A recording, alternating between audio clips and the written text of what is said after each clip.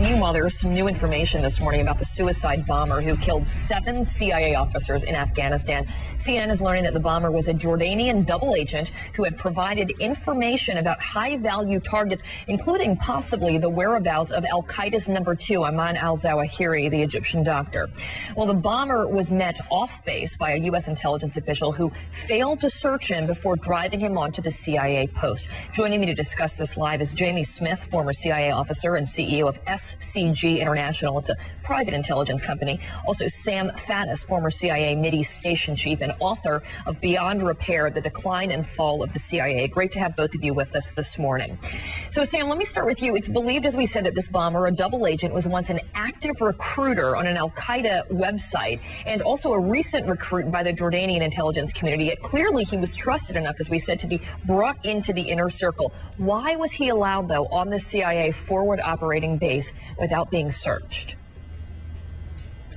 Yeah, that's a very good question, and I don't have a good answer for it because there is no reason why he should have been brought on like that. That's you have procedures and you follow those procedures, and particularly in an environment like this, if you don't, then this is what happens.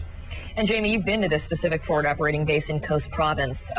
Is there a standard operating procedure, as Sam referred to, for handling this type of situation? I mean, obviously they have to deal with sources passing on sensitive information, and they have to balance that with, not offending or keeping that relationship going, but at the same time, putting safety first.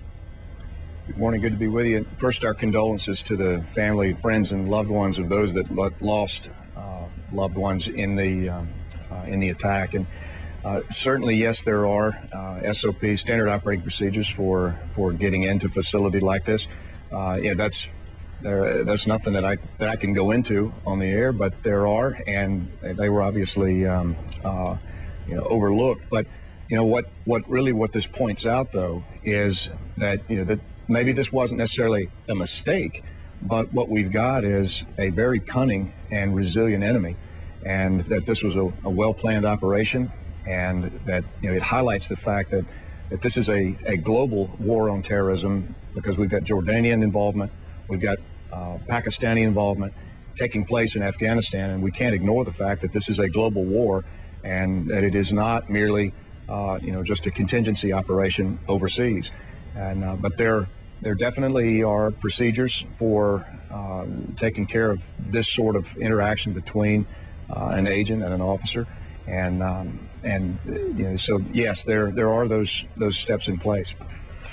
And in this situation, as we know, tragic consequences when they were not apparently followed here. But Sam, Jamie brings up a good point as well, talking about the fact that, we have a cunning enemy, as you put it. A former intel official is saying that these double agent operations are actually really complex. And the fact that al-Qaeda or the Taliban, their Pakistani Taliban claiming responsibility as well, can pull this off shows that they are not really on the run, that they have the ability to kick back and think about these things. What does it say about the strength of the enemy that we're fighting in Afghanistan? Well, I think that's exactly right. You're talking about some people that are extremely dangerous, extremely capable, and that's the reason why you can't relax. You cannot say we trust somebody and therefore we're not going to search him, we're going to bring him into the base. You got to be on your guard at all times. Yeah, and Jamie, you sent out your condolences to the families. It's a devastating loss for the families, but it also is a devastating loss for the intelligence operations that were taking place. I mean, what these CIA agents were doing there, and obviously we don't know a lot about it, but they were going after the worst of the worst, and the trickle-down effect is that, our troops over there would be safer. How big of a hit is this for what we're trying to do in Afghanistan? Well, it's a tremendous blow. This is the worst loss that the agency suffered probably since the Beirut embassy bombing in '83. And it's the agency's Pearl Harbor, if you will.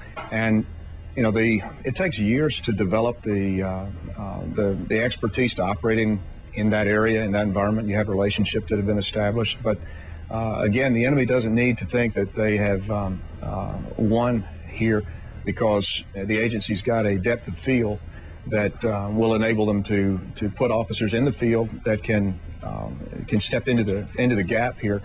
And it highlights too that there is a the outstanding work that the agency personnel have done and the risk that they willingly take, the men and women that work there, that they willingly take, and they understand these risks, and they put themselves on the front line, on the knife edge of the fight against terrorism, and these are the risks that they accept. So, you know, the work not only is done by the agency, but it's also done by contractors who support them. Right. And our allies, the Jordanians, who may have lost someone in this as well. That's right. And Sam, that's the question about the Jordanian situation. And we have a very close relationship that we're learning with Jordanian intelligence. They were brought by the Jordanian intelligence community. How reliable and important is that relationship between the CIA and Jordanians' intelligence? Well, it's extremely important. The Jordanians are extremely close allies, and they're very, very capable people. But, you know, at the end of the day, when you run these kind of operations, you don't put your life in the hands of anybody else. It's a CIA operation, and you have to take responsibility for that security. And certainly a tragic loss, as you both alluded to. Jamie Smith and Sam Faddis, thanks for your input this morning. Good morning. Thank you.